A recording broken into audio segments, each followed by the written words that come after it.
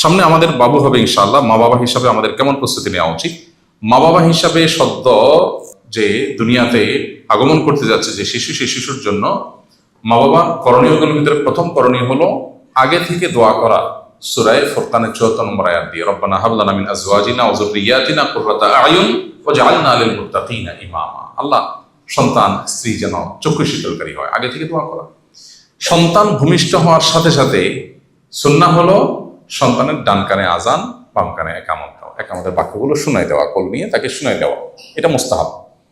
এবং তৃতীয় আমল হলো সন্তানকে শয়তান থেকে পানা চাওয়ার দোয়া করার জন্মের পর পর।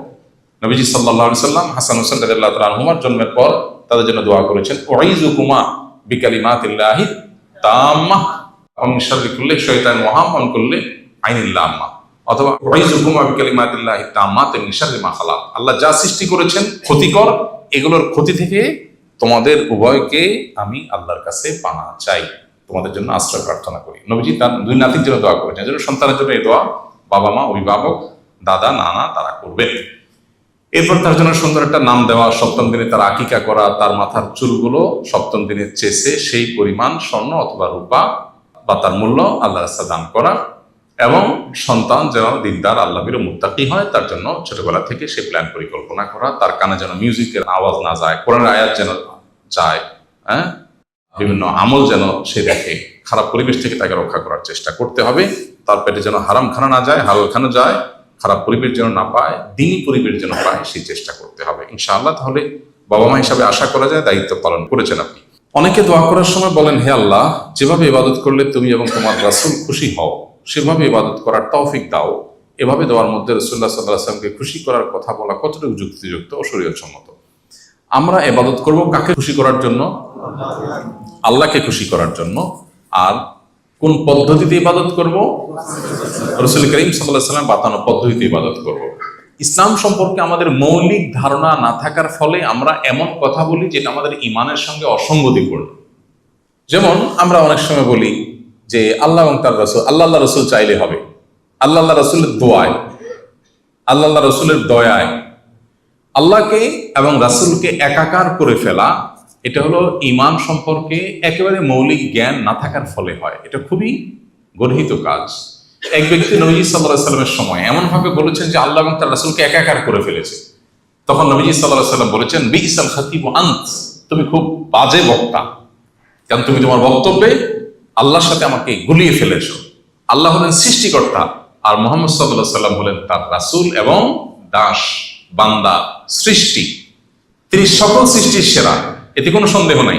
কিন্তু তাই বলে তাকে আল্লাহর সমান, আল্লাহর সমকক্ষ সাব্যস্ত করা একেবারেই গর্হিত কাজ। এইভাবে বলা যাবে না যে আমি, হে আল্লাহ, যেভাবে ইবাদত করলে তুমি আর তোমার রাসূল খুশি হও সেভাবে ইবাদত চাই। আমরা ইবাদত করব আল্লাহর খুশির জন্য। হ্যাঁ, এখানে যেহেতু যেভাবে বলেছেন, এখানে খুশি হওয়ার একটা মিনিং হতে পারে যে আল্লাহ যে পদ্ধতিতে ইবাদত তোমার রাসূল করতে বলেছেন, যেটা ব্যাপারে তার সম্মতি আছে, সেটা যেন করতে পারি। যেভাবে করলে তিনি খুশি হবেন মিনিং যদি এটা হয় তাহলে ঠিক আছে। তারপরেও এরকম ব্যর্থবোধক কথা যেটাতে খারাপ অর্থ হতে পারে, এই কথা না বলে আল্লাহ আপনার সন্তুষ্টি অনুযায়ী ইবাদতের তৌফিক দান করেন, আপনার রাসূলের আনুগত্যের তৌফিক দান করেন, বাস এভাবে বললে সেটা বেশি ভালো হবে, নিরাপদ। শুধুমাত্র স্বামীকে দেখানোর জন্য মেয়েরা কি রূপচর্চা করতে পারবে? যেমন রূপ লাগ বা চুল কাটা, এগুলো করলে গুনাহ হবে কিনা? শরিয়া যেটাকে হারাম করেছেন সেটা স্বামীকে দেখাবার জন্য করা যাবে না, কিন্তু স্বামীর সামনে যেটা অনুমোদন করেছে, ধরুন যে পোশাক আশাকে বাইরে পরপুরুষের সামনে যাওয়া জায়েজ নয়, স্বামীর সামনে জায়েজ, তো সেটা স্বামীর জন্য জায়েজ। চুল কাটার ব্যাপারটা হলো যে ধরুন এতটুকু চুল কাটা যেটার ফলে শরীয়র কোনো ভায়োলেশন হয় না। যেমন মেয়েরা যদি চুল কাটতে কাটতে পুরুষের মতো করে ফেলে যে পুরুষ আর নারী চেনা না যায়, তো সেটা নিষিদ্ধ। কোনো নারী যদি এমনভাবে চুল রাখে যেটা ফাসেক, কাফের মডেল নারীদের সাথে সাদৃশ্য হয়, সেটা নিষিদ্ধ। কিন্তু এর বাইরে যদি কোনো প্রকার চুল কাটলে স্বামী পছন্দ করেন তাহলে সেটা জায়েজ আছে, এবং শরীয়ত সীমানার মধ্যে থেকে স্বামীকে সন্তুষ্ট করার জন্য সাজগোজ করার অনুমোদন শরিয়া দিয়েছে, কিন্তু শরিয়া যেটা নিষেধ করেছেন সেটা করা যাবে না। কোন স্বামী যদি তার স্ত্রীকে মরে যেতে বলে কথায় কথায়, তাহলে তার স্ত্রী কি করা উচিত? স্ত্রীকে যদি মরে যেতে বলে কোনো স্বামী, সেটা সন্দেহাতীত ভাবে ভালো স্বামীর কাজ না, এবং রাগের চোটে এই ধরনের কথা বলা মূর্খতা সুলভ কাজ, এটা উচিত না। অনেক সময় অনেক মেয়ে মন খারাপ করে এ সমস্ত কথা বারবার বলতে বলতে আত্মহত্যার দিকে চলে যায়। এর জন্য তখন স্বামী আল্লাহর কাছে দায়ী থাকবে। এজন্য রাগের চোটে এই সমস্ত কথা বলা একেবারেই গর্হিত কথা। বাকি কেউ যদি বলেন, তার স্ত্রীর উচিত ধৈর্য ধারণ করা, স্বামীর আনুগত্য করে, যে স্বামী যেহেতু মরতে বলছে তাহলে দেরি করে লাভ কি, সাথে সাথে স্বামীর আনুগত্য করলেন। তো এটা করলে আল্লাহর কাছে মার খাওয়া ছাড়া উপায় নাই, কারণ লা তাআতা লি মাখলুকিন ফি মাসিয়াতিল খালিক। আল্লাহর অবাধ্য হয়ে সৃষ্টি জগতের কারোর কথা শোনা যাবে না, সেটা স্বামীরও না, সেটা মা বাপেরও না। আল্লাহর কথার উপরে কারো নির্দেশ নেই। আল্লাহ তাআলা আত্মহত্যাকে হারাম করেছেন, বিধায় কেউ বললেও সেটা করা যাবে না।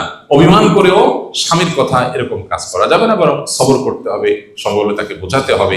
দাম্পত্য জীবনে এই অশান্তি বা কষ্ট, এই যে টিজ বা অত্যাচার, এগুলা একটা সময় থাকে না। প্রায় শতভাগ ফ্যামিলিতেই, খুব রেয়ার কেস থাকতে পারে, শতভাগ ফ্যামিলিতেই সাধারণত একটা সময় এগুলো আর থাকে না।